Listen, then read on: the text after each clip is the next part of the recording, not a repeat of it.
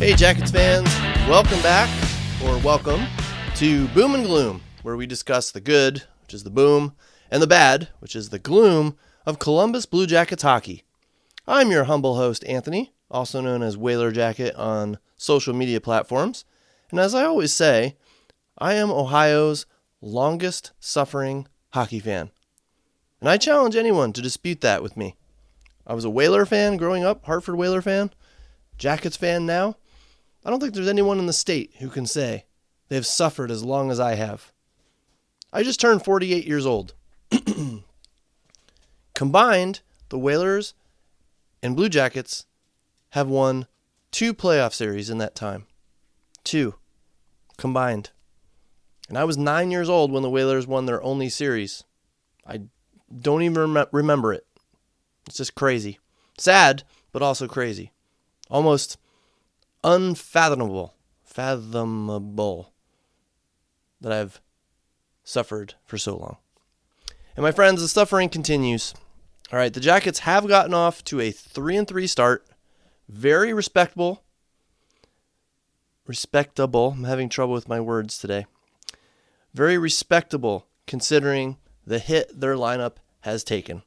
And I suppose I should pause for a minute because I'm telling you, I'm actually recording this at home, taking the day off of work. I have strep throat. It's one of the hazards of working with children. I'm a teacher. The doctor today said that the 95% of all adult strep cases that she has seen either work in healthcare or education. So if I sound different or if I struggle a little bit, that is why.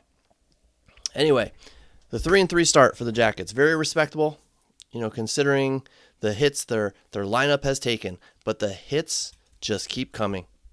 So that's what I'm going to talk to you about today. I get really annoyed with people who use the word unfair to describe events that happen in sports. Unfair that a team lost, unfair due to the calls the refs or the umpires have made, unfair due to discrepancy in disciplinary action from the league, and so on. But ladies and gentlemen, we are reaching a point with the Blue Jackets when the only word I can think of to describe their situation is unfair. Unfair to the players and staff, and unfair to the fans that support and love them dearly. So let's get into it. Why am I using this word that I hate using? Well, first of all, I hate to bring it up again, but the Jackets did lose their best player in Johnny Gaudreau. And it is rare for NHL teams to have players lose their life. Well, it has happened to the Jackets twice in the last 3 years. And I could be wrong, not doing any research here, but I believe they're the only team in the NHL since the Atlanta Thrashers, who don't even exist anymore, to lose an active player on their roster. And it hasn't happened to them once, it has actually happened to them twice. Twice. I can't think of another word to use other than unfair. I do not believe in curses. I really don't. But I do believe in bad, even rotten luck.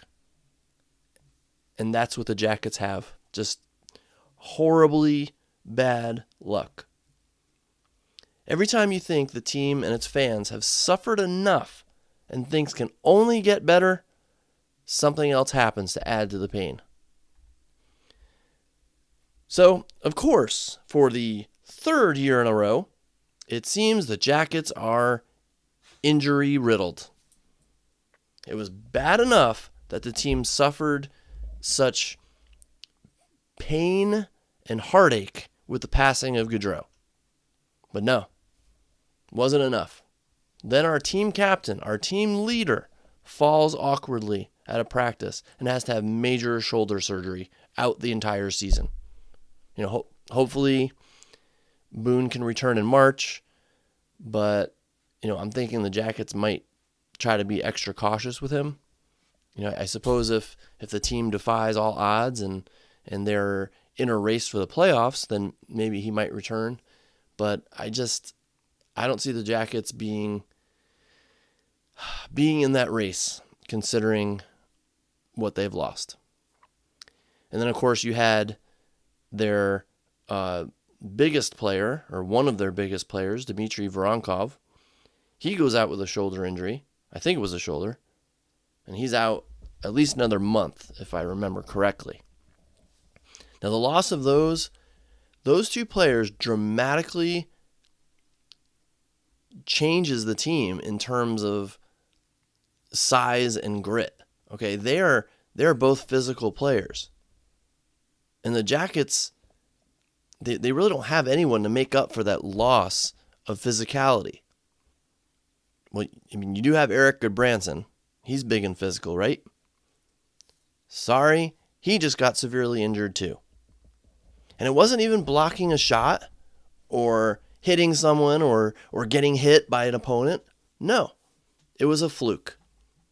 He collided with a player on his own team. Monahan, I believe. Major shoulder surgery, out 4 to 6 months. And par for the course, just because it's the Jackets, a collision with a player on his own team resulted in another major injury. And to me, this one hurts the most. Kent Johnson. The dude was having a breakout season, an absolute breakout season. It's like he somehow harnessed strength from the Gaudreau tragedy.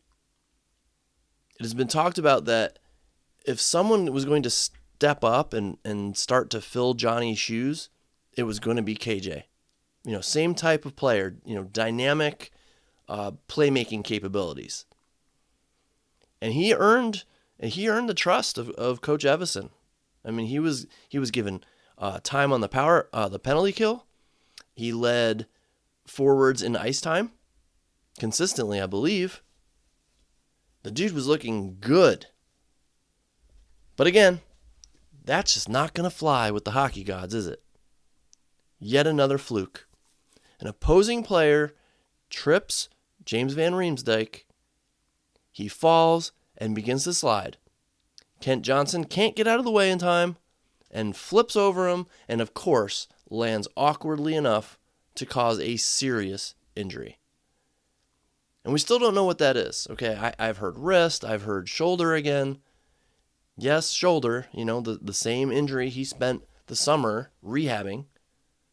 What are the odds, people? I mean, what are the odds that two fluke situations, own player collisions, would cause such freak injuries, such freak severe injuries, in back-to-back games even, I think. And to a player who was set to finally break out and show the world why he was drafted number 5 overall. I'll say it again. I can't think of any other word right now to describe it. It's unfair. Now, when KJ was falling, okay, I swear to you, I thought, okay, that doesn't look bad. He's going to get up, and he did. And then I saw him holding his arm, and I thought, okay, he's a little hurt, but surely it's not a bad injury. We're still good.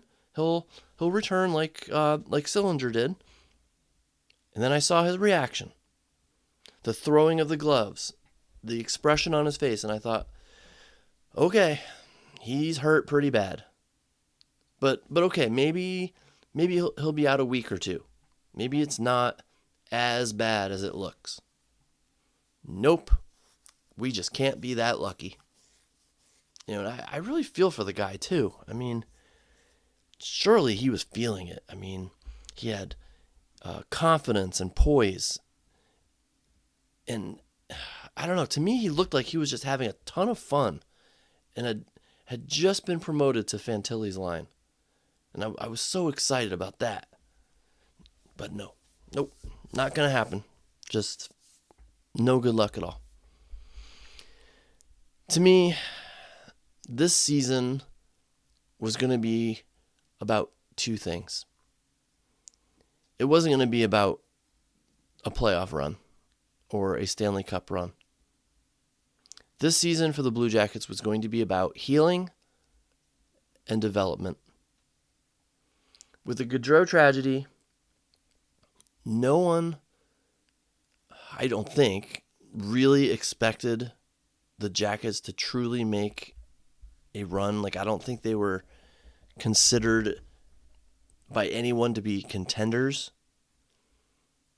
But they were expected to take some big strides. You know, their young core was supposed to take a major step forward this year. You know, it was going to be fun to watch this team, you know, bond together, overcoming an unthinkable situation. And it was going to be fun watching the youngsters develop right in front of our eyes. And Kent Johnson, to me, epitomized that. He was the guy to watch. He stood out in the first few games. Now, I hate to say this. Because of his loss, it's just not going to be as fun to watch. It kind of took the wind out of my sails a little bit. Now, don't get me wrong, it's always fun to watch hockey. Well, maybe not always, but usually. And I am still going to have fun watching the Jackets this year. But, I don't know, something about losing all these players and then now seeing KJ going down, it's just not as enjoyable.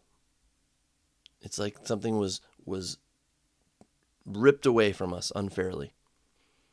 After seeing KJ play those first few games, man, I was pumped. I was so excited to see what kind of season he was going to have. Now, it seems like he might not have a season at all. And that's just, dare I say it again, unfair. Two more under the radar players to talk about with this, you know, that kind of applies to the situation here. One is Gavin Brindley. You know, I didn't expect him to light it up this year. Maybe even start in the AHL. But he broke his finger towards the end of training camp. I was hoping that he and Fantilli might see if they had some chemistry left over from their Michigan days. So maybe when he returns, he'll be given a shot at the big clubs lineup. I don't know. But I'm hoping. But again, another injury derails that. And the other is Jordan Dumais. We can't seem to have nice things, can we? I mean, the dude absolutely lit up juniors. And it seemed like we got a steal. You know, I can't remember what round he was drafted in, but he was looking to be a steal. Just absolutely lit it up. Lit up his junior hockey league. But of course, the second he was drafted by the Blue Jackets, he seemed to acquire their bad luck. Well, also a bad decision, okay? I mean, this really wasn't luck. It was just a bad decision. He was arrested for DUI or something like that. But that wasn't all. He had to have surgery. Was that enough? Oh, no. No. He had to have another surgery after that. You know, I heard it was something regarding his hip. So that doesn't look good. Not something you can recover from quickly, or, you know, sometimes even fully enough to play at a professional level of hockey. I mean, that's a pretty significant injury. But man, wouldn't it be awesome right now if we could have called up Dumais in light of the loss of Kent Johnson, just to see what he could do at the NHL level, even just for a few games? I mean, you never know. You know, he could have been the surprise of the year. But no, he's a Blue Jacket, so he has to be injured. I only hope that he can, regain some of the scoring prowess he showed in juniors. I I can't even find a morsel of updates on him either. Like, I don't know. I have to say that that's one of the things I dislike about the new Jackets front office. They're very secretive and vague about injuries. And I guess I'm selfish to say that because I want to know exactly what is wrong with my favorite team's players and how long before they can be on the ice before they can be on the ice again. But that's just me. So I'm sorry if that sounds selfish, but I just want to know. I want to know exactly what's wrong with these players and how long they'll be out. Oh man, just considering considering the Blue Jackets' strong play, at least in the 5 games that I've watched, with the lineup they have, I just can't help but think how good they could possibly be if they had Jenner, Voronkov, Goodbranson, Kent Johnson, all these guys in their lineup for the year. It's just, again, unfair. I don't know I don't know any other way to put it. But that was a lot of gloom I just rambled on about. So how about some positive stuff? All right, let's talk about the positive stuff. Dean Evason. It is no secret that I am biased with him. Okay, I love Dean Evason. He was my favorite player growing up. He wore number 12 for the Whalers, so I chose number 12 when I played high school hockey in Connecticut, and I still wear number 12 in my adult hockey league to this day. I have a Dean Evason jersey. Okay, I bet there are not many people who have one of those in the state of Ohio. So I'm admittedly biased with what I'm about to say. But I will say it seems others agree with me as well. Okay, there's just something different about what is going on with this team. Now again, I didn't get to see the home game against the Wild, but I heard the Jackets did not play their best hockey. But the 5 other games, they were looking pretty good. In the 2 losses before the Wild game, they were in both of those games. Okay, they weren't blown out. They were 1-goal losses. A bounce here or there could have resulted in a win in both games. And they look like they're playing a good system. Players seem to be buying in to what Dean Evason has to say and executing it. Their transitions out of the defensive zone have been way more crisp and quicker than I ever remember seeing. And the power play actually looks like a power play, like a competent power play. Now, granted, they didn't score against Toronto, didn't score a power play goal, but they had some chances. They moved the puck around well. So I've been very impressed with what I've seen, and I credit Dean Evason for getting the players to buy in and perform as well as they have. Something just feels different here. It just feels like the team respects their coach and understands what is expected of them. It just felt like that didn't happen under Pascal Vincent and Brad Larson. But of course, moving forward, he's going to have a heck of a time piecing together a competent roster that can continue to execute and stay in games with all the injuries they have. It just really sucks. Like I said earlier, I would have loved to have seen where this team would go with Boone, Voronkov, Goodbranson, and KJ all healthy.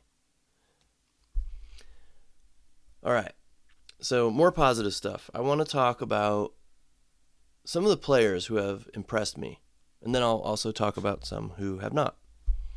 So I'm going to start with Matthew Olivier. Wow. The dude just continues to impress me more and more every time I watch him play. He is not blessed with the best set of skills in the world, and he does take some penalties I wish he didn't take. But man, he plays with fire. He plays with heart. And he brings it every single night. And I wasn't sure I agreed with him taking a spot on the third line. But again, with all the injuries, I understand options are limited. So good for him. He earned it. He has been nothing but the consummate professional since coming over to the Jackets from Nashville. 2 goals last night against Toronto. First multi-goal game of his career. Lots of added ice time that I think he definitely earned. 6 games into the season and he is tied for the team lead in goals. How many of you out there predicted that? Because I certainly haven't. I certainly didn't predict that. I was telling my son earlier that he is slowly becoming my favorite player. I really don't have a favorite player and haven't had one for a while. I like Danforth a lot too. He kind of fits the Dean Evison mold, but I know I never really considered him my absolute favorite player or anybody for the Jackets. I can't remember the last time I could say I have a favorite player on the Blue Jackets. Well, Olivier is making a very strong case. Who else? All right, Adam Fantilli. Fantilli looks good. Not great, but good. Up until last night, he did not have any dynamic line mates to help him. But I was happy to see Chinnikov get moved to his line. And I hated breaking up the first line because I think Chinny, Marchenko, and Monahan were doing spectacularly. But I can't fault Evison for switching things up. We can't just have one line that is a scoring threat. So, and along the same lines, I'm glad to see that Cole Sillinger was given an opportunity to get elevated to that top line. I think he earned it too. He's been playing pretty solid. Looking back, I loved how his line in particular handled the matchups against the Avalanche last week.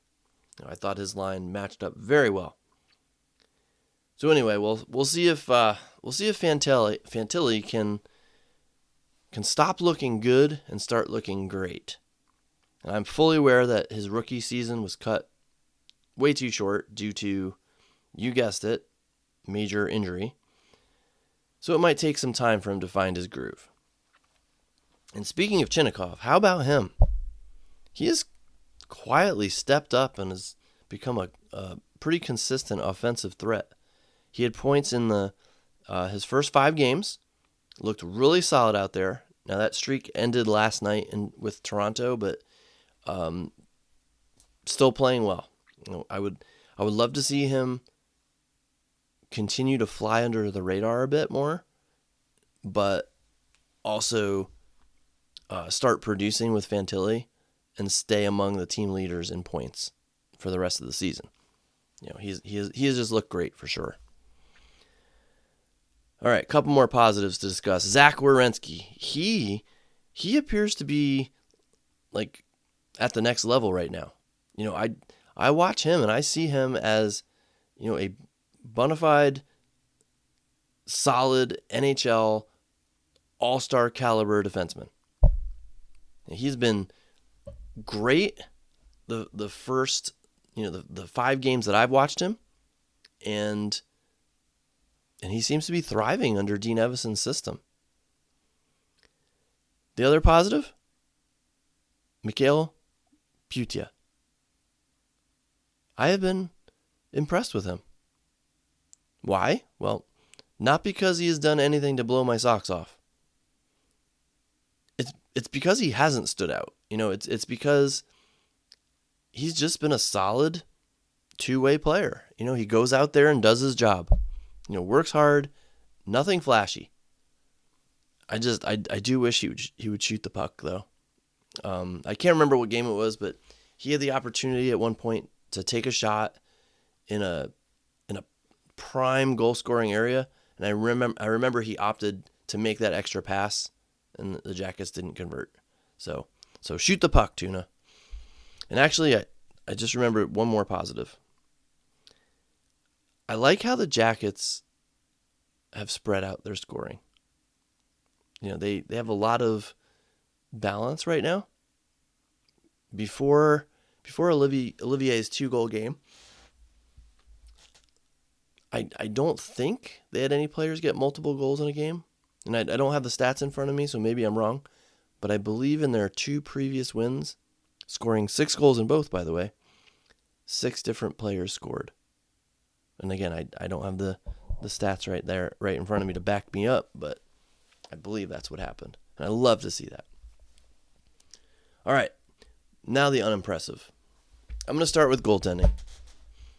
I'm not saying the tandem of Tarasov and Merzlikins has been terrible, but I don't think they've been great. Tarasov had a decent game last night against Toronto, but the way I look at it is sometimes you just need your goalie to stand on his head and steal a game. And I just don't have the confidence that either one of our goalies right now has that capability at this point. And I hope I'm proven wrong about that. I'm hoping Elvis will find his game and Tarasov will show why he was such a highly touted prospect. But I admit those hopes are not high. But we'll see. Next up is Kevin Labanc. The dude was brought in to provide some offense. Some offense, all right? No one expected him to light it up night in and night out. But he just hasn't done much of anything offensively, in my opinion.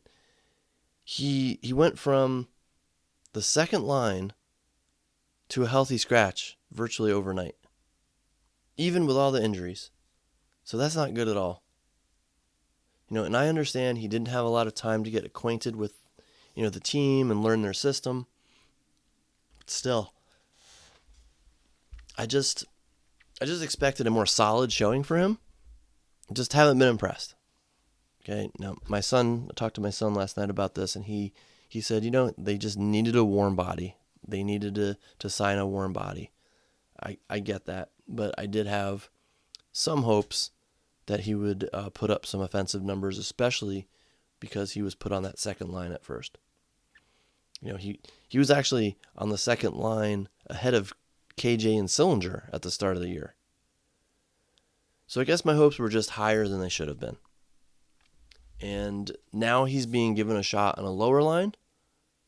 So hopefully he takes advantage of that and gets comfortable with the offense and starts to contribute a little bit more. Now, from the department of things that don't surprise me, you know who else hasn't impressed me? Jack Johnson. Now, I didn't expect him to really impress me. I expected him to be a leader and a mentor for some of our younger players. And maybe, what do I know? Maybe he's excelled in that job. I don't know. But his on-ice play has not filled me with joy and confidence. I don't think he's made any, massive, glaring errors, but just not impressed. I'd rather see someone young like Denton Matejchuk in the lineup, if I'm being honest. If our season expectations, if they're low anyway, then why not give Denton a shot and see what he can do? He would get valuable experience, but knock on wood, no injuries. All right, one last person, Damon Severson. he has kind of stood out to me as someone who has just kind of underperformed, I think. I've read other comments that they say, they saw him doing very well, but I tended to disagree with those comments. He's been fine, just not really good. Someone making his salary should be really good. So we'll see if he gets more comfortable this season and takes it up a notch. I don't want to offend anybody here, but I also have to say how much I have enjoyed not hearing Jeff Rimmer's game calling so far this season. He's a nice enough guy, great person, but I really believe he had a shelf life and was past his expiration date as a broadcaster. I have really enjoyed Steve Mears so far, and of course Jody Shelley is as awesome as ever. So I just wanted to throw that in there, that I'm really liking the broadcast so far.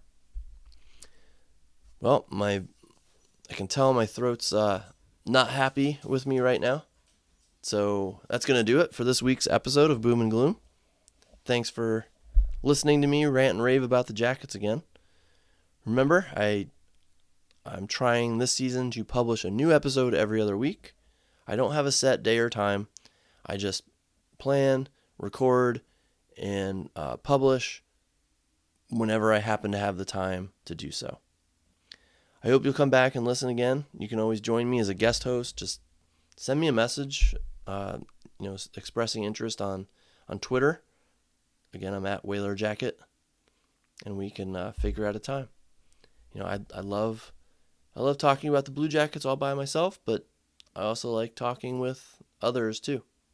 So please don't be shy. If you have made it this far and want to come on an episode, just let me know. Until next time, take care, everyone, and go Jackets.